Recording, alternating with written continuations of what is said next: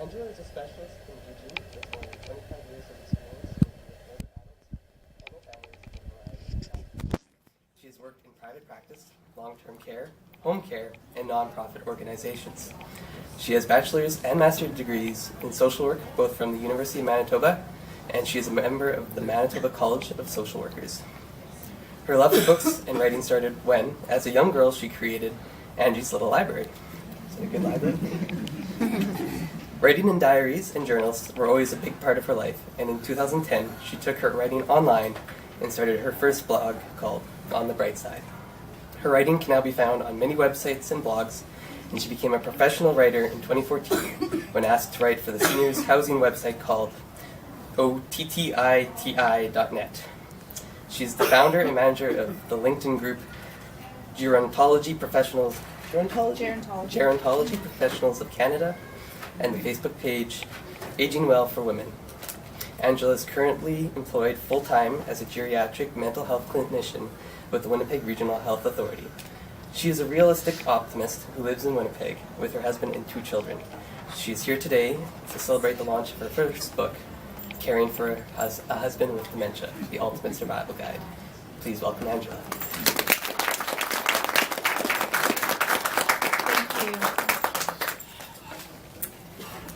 Wow. Welcome, family, friends, and colleagues and guests. I would like to thank you all for coming out tonight. A special thank you to Comforts of Home Care for sponsoring the event tonight. Thank you, Shannon. And a big thank you also to my husband Agapito for making brownies. So please help yourself at any point to these refreshments. As I was preparing for this event, it felt like I was planning for a baby shower. I've learned over the last few months that when a book is born, it's a time to celebrate.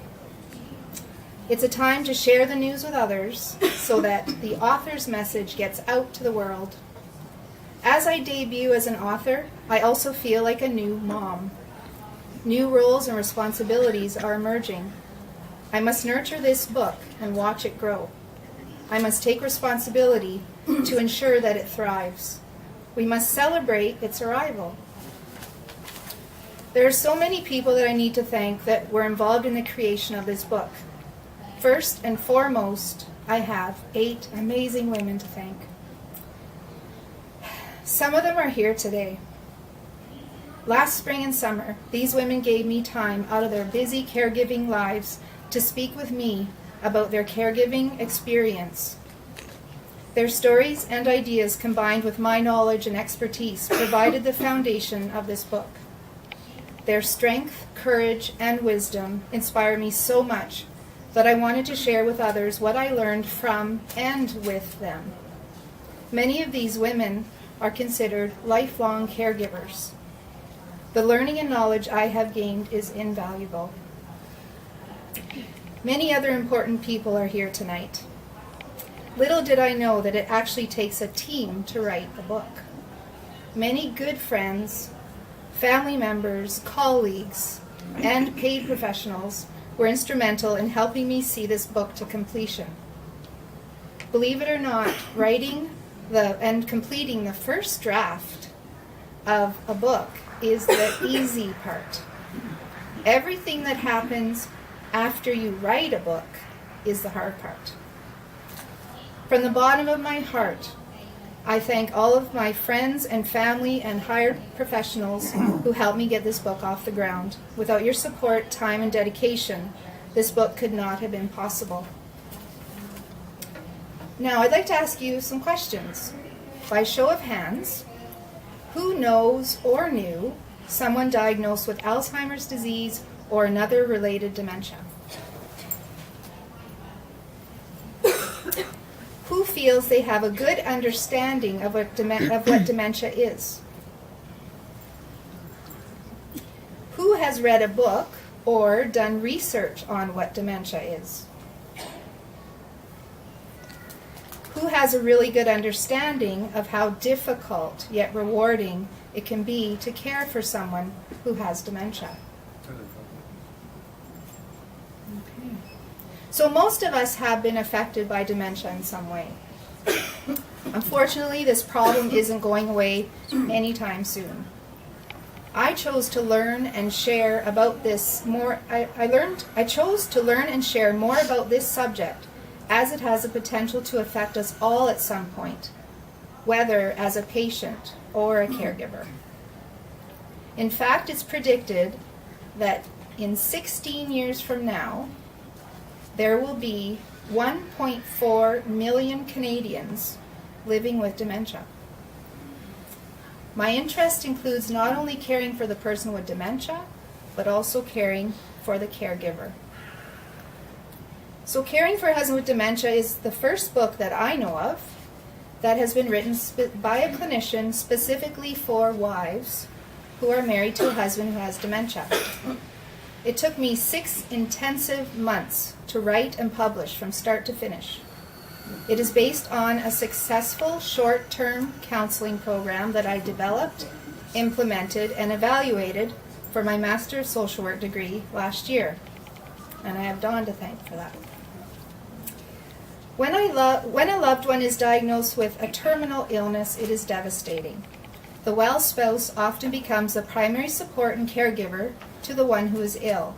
At the same time, the well spouse is dealing with personal issues of grief and loss. The journey of caregiving starts with a diagnosis, but in the case of dementia, the journey can actually start months or even years before the official diagnosis. This book is a companion to the caregiver to help deal with all aspects of that journey. The older woman who cares for a husband with a condition like vascular dementia or Alzheimer's disease has been referred to as a hidden patient. Her needs and health often become secondary to that of her ailing husband. Research also tells us that 40% of caregivers of people living with dementia experience depression. Prevention includes education, self-care, and seeking out appropriate supports. Alzheimer's disease accounts for about 2/3 of all cases of dementia. Other forms include, but are not limited to, vascular dementia, Lewy body dementia, Parkinson's disease dementia, or a mixed form such as Alzheimer's and vascular dementia. According to the World Health Organization, dementia is a syndrome, usually of a chronic or progressive nature, in which there is deterioration in cognitive functioning, in other words, the ability to process thought, beyond what might be expected for normal aging.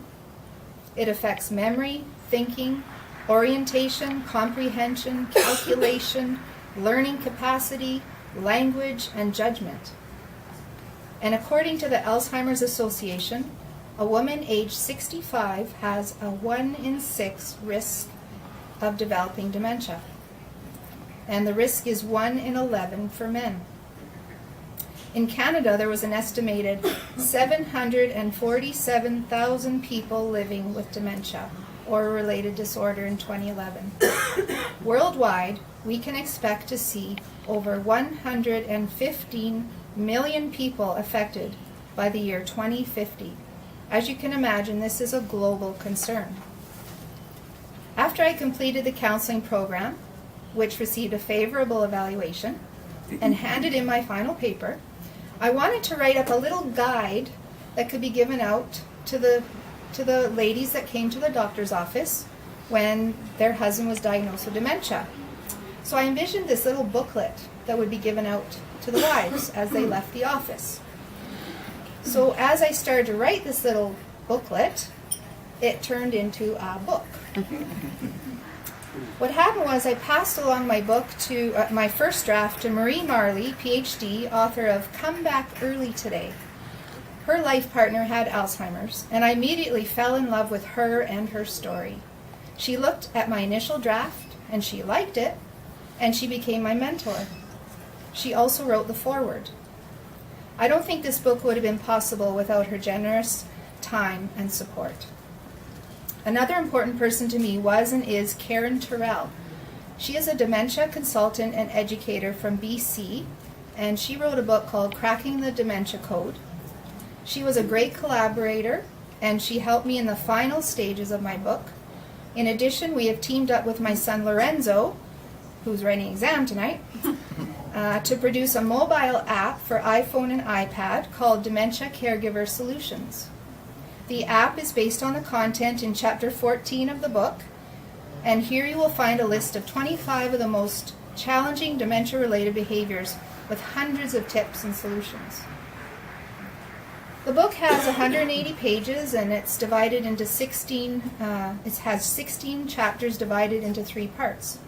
There's information about dementia, including diagnosis and the stages of dementia. And for the caregiver, there are many topics around emotional considerations and practical tips. It's written with a Canadian caregiver in mind, but there is enough information to satisfy the American and UK reader, and possibly others from around the world. Each chapter starts with a nature photo and a quote. I selected quotes that would inspire and help set the tone for the content the reader was about to experience. For example, in Chapter 4, Understanding Caregiving, the quote I chose was from TV and radio show host Lisa Gibbons. She states, "Alzheimer's caregivers are heroes." Being the avid photographer I am, I had many photos of flowers and nature to choose from. I edited my color photos to suit the black and white theme of the book. I would have much preferred color, so maybe I'll use color in my next book. As you read, you will notice I refer to other resources, organizations, professionals, and authors. In the chapter on Understanding Caregiving, I refer to Dr. Eric Pfeiffer's work on the stages of caregiving. Becoming educated on the caregiving journey is helpful in that people can see where they are coming from and where they are going. It is comforting to know that Dr. Pfeiffer has determined that the dementia caregiver often emerges stronger and more capable than before the caregiving experience. You also note that I am a fan of the Mayo Clinic website. For many years, I have often referred to Mayo Clinic to get information on medical and other health-related questions.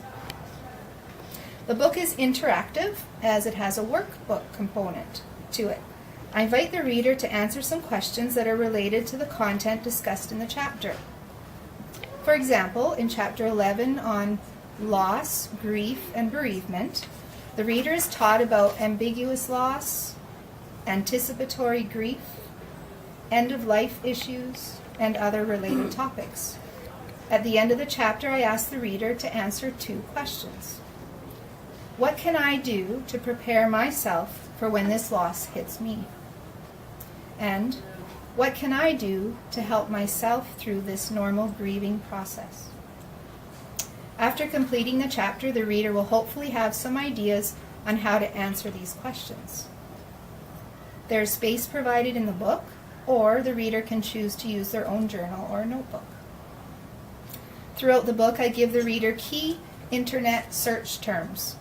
For example, if you are looking for legal advice for older adults, and by older I mean 65 years of age and up, you can try searching Legal Guide Seniors, and then you add your province or state. Knowing what terms to use when you are searching, when you're looking for information is half the battle. At the end of the book, you will find a fine selection of books in my recommended reading list and contact information to 9 resources and organizations. The book is not only for the wife caregiver, it will help husbands who care for their wives as well. The relationship doesn't have to be the traditional marriage type. It could be for people who live together or even gay couples. It's for any partnership. If you're a family member, perhaps a son or a daughter of a parent who has dementia, it will help you better understand and cope with the illness and some of the issues you or other family members may be facing.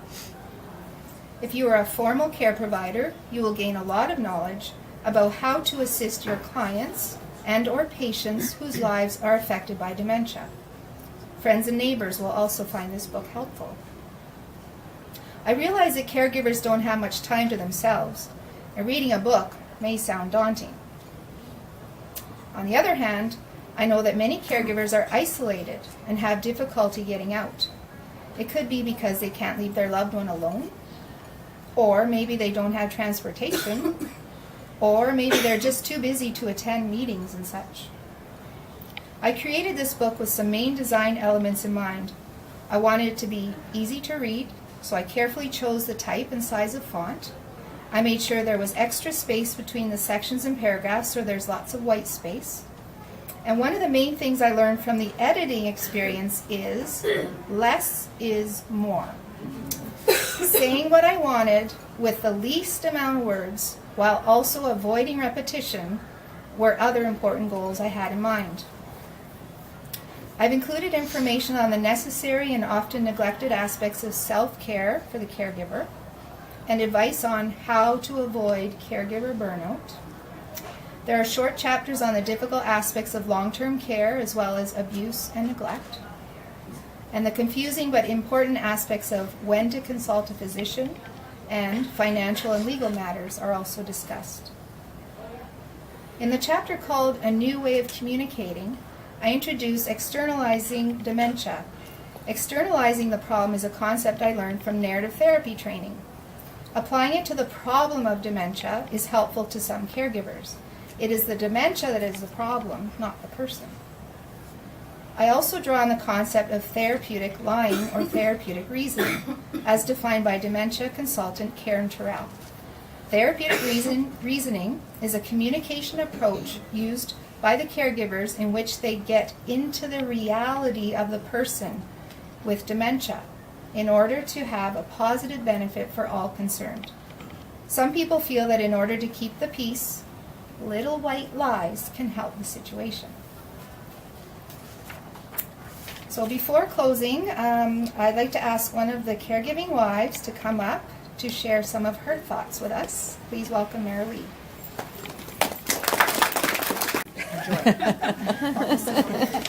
Yeah, okay. Let's get this. I need this big screen.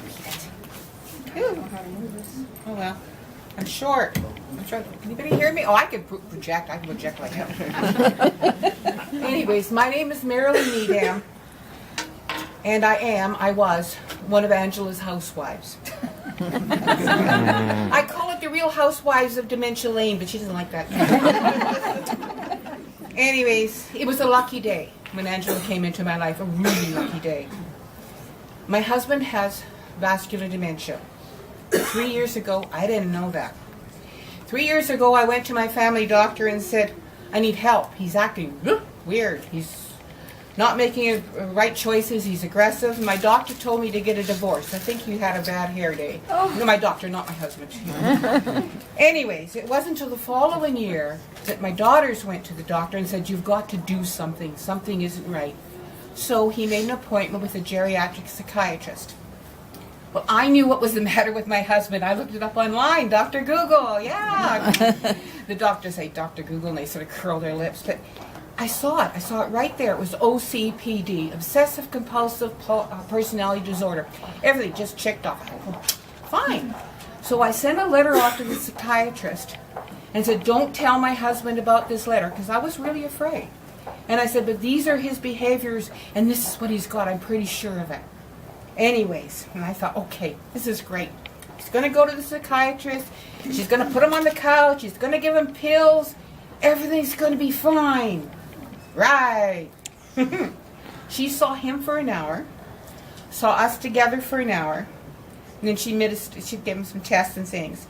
And then she talked to me alone. She told me 3 things.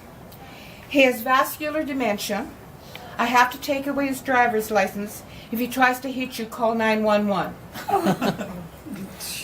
Oh, and the letter? Well, it's never been documented that he's got OCPD. Yeah, because he's never been to a psychiatrist. Oh, well. I can't give you any more time because you're not my patient. I was a hidden patient. I was a patient. Anyway, she said, bye now. And I walked out of there going, what the heck? Thankfully, I belonged to the refit, and I'd had a thing with the Alzheimer's Society. So a week later, I went to my sister-in-law's to phone the Alzheimer's Society. I was really scared to phone from my house. That's where I was at. And she said, hello, and I started crying, and then my journey began. They helped me. If you haven't lived with dementia, you have no idea how horrible this disease is. Your every waking moment is filled with stress. I was in an abusive relationship, but what could I do? It wasn't his fault. He had a disease. I could have walked away, but you know what? I was married. It just wasn't me. It wasn't an option, and I was not in a good place. I cried a lot, and I still do. I may do. I was dissolving, coming apart, chasing my tail in the wind. I don't know what would have happened if Angela hadn't called and asked me if I could be part of her group. Angela gave me two things. First, she gave me that most precious commodity, time. She told me right at the beginning that she was there for me. Beyond our 2-hour sessions, anytime, any day, night or day. If I needed to talk, she was available. That's huge. A big commitment. And Angela being Angela, she meant it. I don't think any of the wives took her up on it. At least I don't think she received any blubbering phone calls at 4 in the morning that I'm aware of. But we knew we could. Huge. The second thing Angela gave me was knowledge. After I'd done all the ranting and raving and chest beating and all the rest, with her sitting there very patiently and sympathetically listening, it was then that she suggested solutions. Websites, coping mechanism, facts about dementia, vascular dementia, how to deal with home care, the list was on and on. I listened, I learned, I survived. My husband is in a home now. Safe and cared for. Told you I was going to cry. Oh, I cried at commercials, what the hell. I'm at the end of my journey.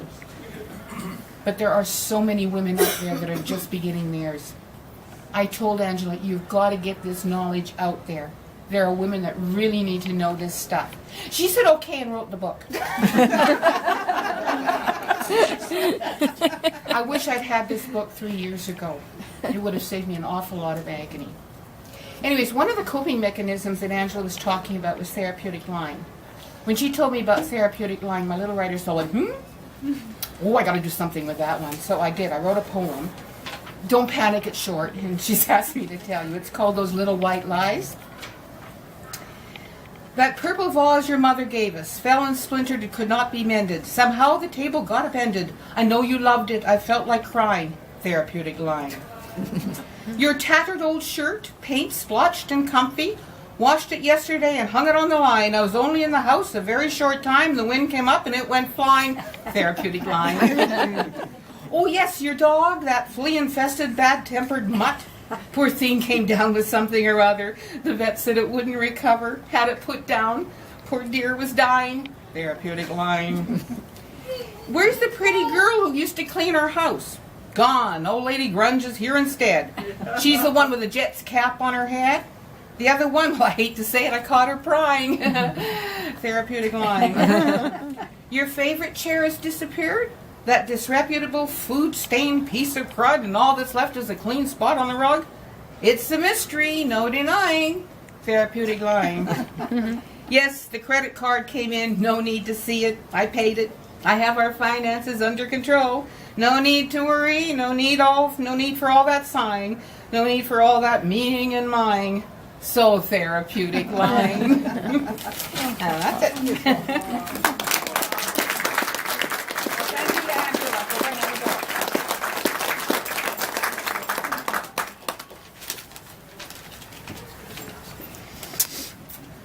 Oh, thank you so much, Marilee. You said so many kind words.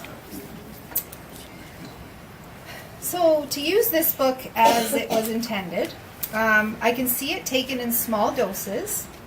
You don't have to read it all at once, but you can if you want. Pick and choose the chapter that speaks to you. And you may also consider it as a type of reference guide with particular chapters being referred to as the situation or need arises. It's meant to help you plan ahead and be prepared. Everyone can relate to and benefit from reading about topics like the personal power grid and self-esteem and asking for help. So in closing, as a first-time author, I want you to know that I'm open to hearing your feedback.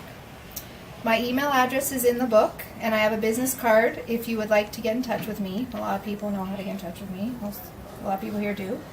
And I always welcome your comments and suggestions. So thank you.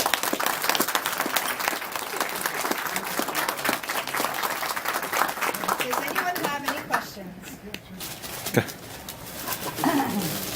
I don't have a question, I have to leave, but I just wanted to say you chose the right person to speak because she was wonderful. But, I also wanted to say that you were talking about what we gave to you.